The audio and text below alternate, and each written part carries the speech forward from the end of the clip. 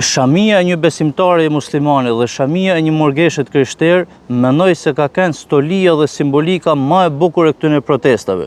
Ashtu si kur Shqiponja jonë ka dy krenat që shohin në anë të ndryshme, ashtu edhe populli shqiptar ka dy fe të ndryshme, por nuk duhet me harru diçka shumë të rëndësishme, se ato dy krena janë pjesë e pandashme e një trupit vetëm të Shqiponjës. Në të njëjtën mënyrë, muslimanët dhe të krishterët janë pjesë e pandashme e shoqënisë dhe mentalitetit kolektiv shqiptar. Unë si musliman nuk jam irritu as pak kur kam pa shamin e morgeshës, dhe këtë e tham me sinceritet, por si mund të quajnë vedin shqiptar ata që fyen, shajnë dhe vjellin vlerë në komente kundrejt shamisë muslimanës?